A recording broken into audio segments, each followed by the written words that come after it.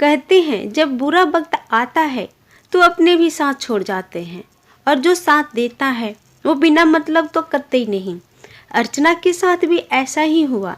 जब उसके पति अशोक को कोरोना हुआ, अशोक सुबह समय पर उठा नहीं तो अर्चना को चिंता हुई।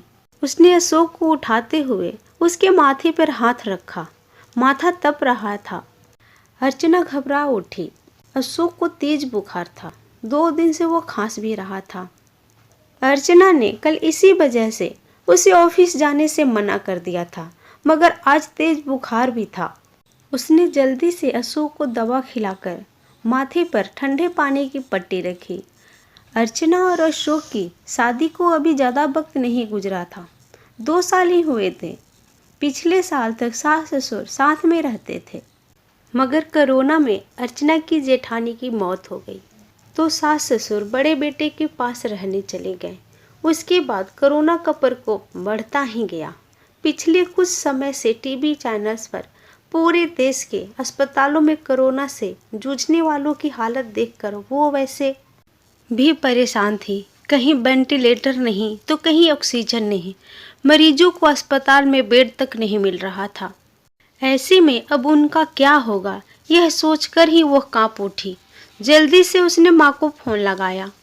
माँ, अशोक को सुबह से बहुत तेज बुखार है, क्या करूँ? बेटा, ये समय ही बुरा चल रहा है। तेरा भाई राजू भी कोरोना पॉजिटिव है, वरना मैं उसे भेज देती। हम खुद उसकी देखभाल करने में लगे हुए हैं। तू ऐसा कर, जल्दी से डॉक्टरों को बुला और दवा शुरू कर दे। हाँ माँ, वह तो करना ही होगा। मेरी सास की भी तबीयत सही नहीं चल रही है, वरना जेठ जी को बुला लेती। घबरा नहीं बेटा, धैर्य से काम ले, सब ठीक हो जाएगा। माँ ने समझाने का प्रयास किया। अर्चना ने पति का कोरोना टेस्ट कराया। तब तक फैमिली डॉक्टर से पूछकर दवाएं भी देती रही। इसी बीच अशोक की हालत ज़्यादा खराब होने लगी तो वो उसे लेकर अस्पताल भागी। 2 अस्पतालों से निराश लौटने के बाद तीसरे में मुश्किल से बेड का इंतजाम हो सका। सास ससुर और जेठ भी दूसरे शहर में थे, सो मदद के लिए आ नहीं सके। वैसे भी पूरे देश में लॉकडाउन लगा हुआ था। रिश्तेदार चाहकर भी उसकी मदद करने नहीं आ सकते थे। आस पड़ोस वालों ने कोरोना के डर से दरवाजे बंद कर लिए। तब अर्चना ने अपने दोस्तों को फोन लगाया, पर सबने बहाने बना दिए। अकेली अर्चना पति की सेवा में लगी हुई थी। अस्पताल में मरीजों की लंबी कतार और मौत के तांडव के बीच किसी तरह अर्चना खुद को बचाते हुए पति के लिए दौड़ भाग करने में लग गई। कभी दवा की पर्ची लेकर भागती तो कभी खाना लेकर, कभी डॉक्टर से गिड़गिड़ाती, कभी थक हार कर बैठ जाती। उसे कोरोना वार्ड में जाने की इजाज़त नहीं थी। बाहर रिसेप्शन में बैठकर ही पति के ठीक होने की कामना करती रहती। उस पर पति की तबीयत अच्छी होने के बजाय बिगड़ती जा रही थी। उस दिन भी डॉक्टर ने पर्ची में कई दवाएं जोड़कर लिखी। वह दवाएं लेने गई, मगर जो सबसे ज़रूरी दवा थी वही नहीं मिली। अस्पताल में उसका स्टॉक खत्म हो चुका था। अब वह क्या करेगी? बदहवास सी वो अस्पताल के बेंच पर बैठ गई। बगल में ही परेशान सा एक युवक भी बैठा हुआ था। अर्चना ने उसकी तरफ मुखातिब होकर पूछा, आप बता सकते हैं यह दवा मुझे कहाँ मिलेगी?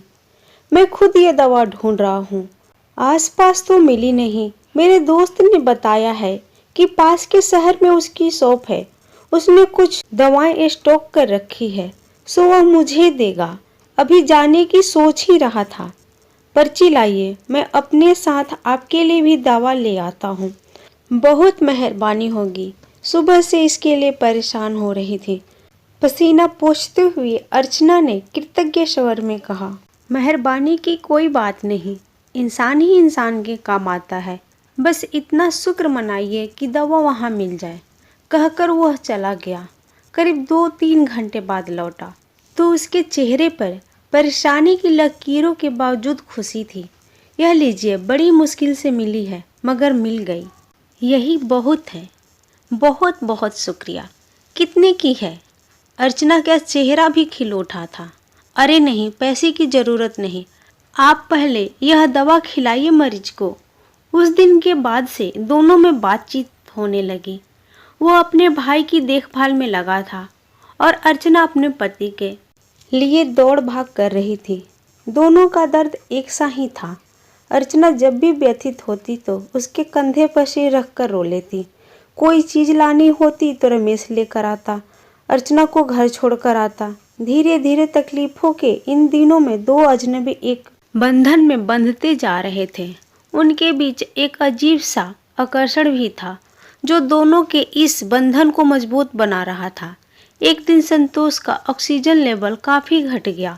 अस्पताल में ऑक्सीजन सिलेंडर नहीं था। तब रमेश ने यह जिम्मेदारी अपने ऊपर ले ली। पूरे दिन कड़ी धूप और गर्मी में लाइन में लगकर आखिर वो ऑक्सीजन सिलेंडर लेकर ही लौटा था। उस दिन अर्चना ने पूछा था, आप मेरे लिए इतना कुछ कर रहे हैं, इतना ख्याल रखते हैं, मगर क्यों? मैं तो आपकी कुछ भी नहीं लगती। फिर बताओ ना, ऐसा क्यों कर रहे हो? पहली बात, हर क्यों का जवाब नहीं होता। और दूसरी बात, हम दोनों हम सफ़र नहीं हैं तो क्या हुआ, हम दर्द तो है ना। आपके दर्द को मैं बहुत अच्छे से महसूस कर सकता हूँ। आपकी तकलीफ को देखकर मुझे दुख होता है। बस किसी भी तरह आपकी मदद करना चाहता हूँ। एक अनकहा सा मगर मजबूत साथ महसूस कर वह गमों के बीच भी मुस्कुरा उठी थी। धीरे धीरे संतोष की तबीयत और भी बिगड़ गई और उसको वेंटिलेटर पर रखना पड़ा। अस्पताल में वेंटिलेटर्स की कमी थी। कई वेंटिलेटर्स तो खराब हो गए।